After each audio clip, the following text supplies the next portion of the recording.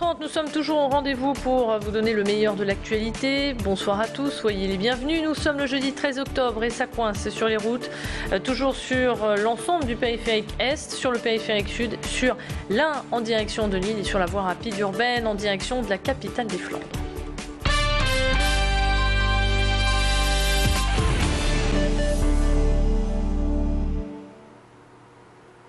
On démarre cette édition par un mot de politique. Après le duel d'hier soir entre Martine Aubry et François Hollande, les candidats organisent ce soir, chacun de leur côté, un meeting pour rassembler leurs troupes. Martine Aubry se trouve actuellement au Palais Saint-Sauveur. On y attend quelques personnalités comme l'actrice Sandrine Bonner et l'ancien plus haut magistrat de France, Jean-Louis Nadal. L'humoriste Jamel Debbouze, qui a voté au premier tour pour la maire de Lille, sera peut-être présent. Sachez enfin qu'Arnaud Montebourg ne donnera finalement pas de consigne de vote pour le second tour prévu dimanche. L'affaire Carlton continue. On a appris aujourd'hui qu'un avocat et le propriétaire de l'hôtel de luxe lillois ont été déférés devant les juges d'instruction en charge de ce dossier. Un troisième gardé à vue devrait être déféré lui aussi demain devant les magistrats. Tous sont soupçonnés d'avoir un lien avec des faits présumés de proxénétisme.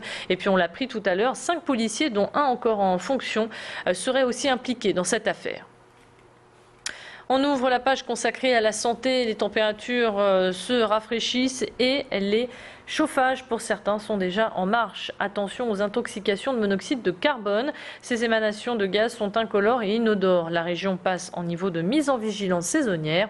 Sachez qu'en 2010, près de 500 personnes ont été victimes d'une asphyxie.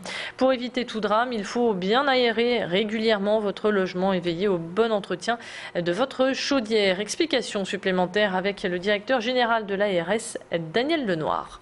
Les premiers signes sont des malaises, ils ne sont pas caractéristiques, c'est pour ça que je dis que c'est un poison silencieux, mais si on commence à sentir des malaises, évidemment il faut aérer les appartements, et puis si ces malaises se poursuivent, il faut immédiatement contacter son médecin pour vérifier que ça n'est pas une intoxication au monoxyde de carbone.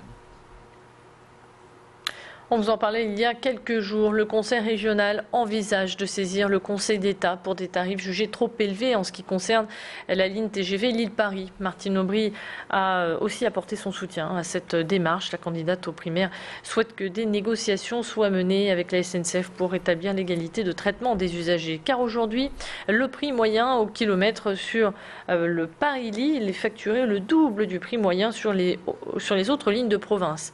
Alors, vous avez pu écouter sur Grand Lille TV les réactions des associations. Aujourd'hui, nous avons souhaité donner la parole à la directrice régionale réseau ferré de France. Elle nous donne donc son avis sur cette affaire. En 2012, la ligne Lille-Paris sera la moins chère des lignes LGV de France. À ce jour, son prix est identique que sur Paris-Lyon et sur la LGV qui va vers l'ouest. Par contre, les péages des lignes grande vitesse est plus élevé que sur les péages des lignes classiques.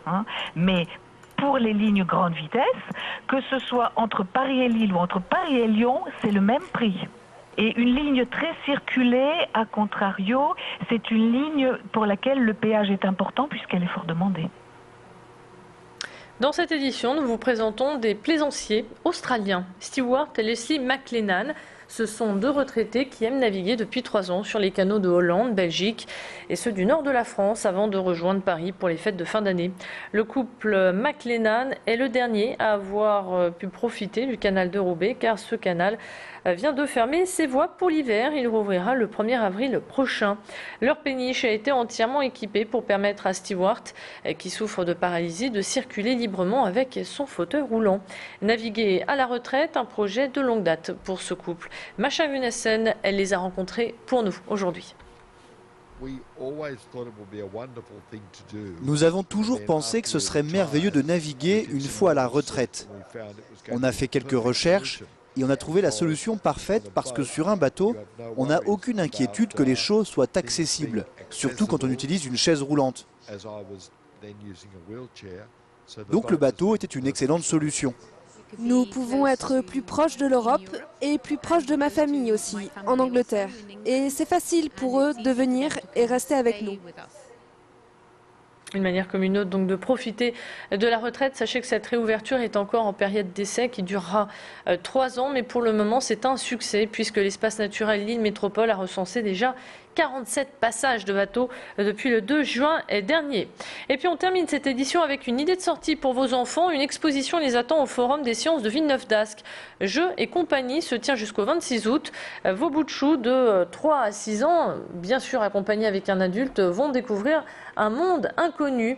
Ils vont devoir l'appréhender pour en faire partie. Leur mission, construire une cabane, et pour cela, il va falloir se concerter et s'organiser. Un parcours pédagogique ludique où ils vont tester leur rôle au sein même d'un groupe. Explication avec le directeur du Forum des sciences. Il y a la problématique de la construction, et la construction elle se déroule ensemble, donc on coopère, on se passe des briques, et chacun a son idée et il faut arriver à avoir une idée commune. Et ce qui est intéressant aussi, c'est que comme les enfants passent en plusieurs groupes, chaque groupe va s'approprier ce qu'a fait le groupe précédent, éventuellement le modifier et construire dessus. Et ensuite ils vont pouvoir à la fin de la séance regarder à travers un petit film qui va être projeté en accéléré comment la cabane s'est construite, modifiée au fur et à mesure du passage de chacun des groupes. Voilà, c'est ainsi que s'achève cette édition. Merci de votre fidélité. On se retrouve maintenant pour votre météo, vos conditions de circulation. Et vous allez voir, le trafic est assez perturbé à cette heure-ci sur les routes de la métropole lilloise. Prochain point sur l'actualité, toujours en direct, c'est à 19h45. Soyez au rendez-vous.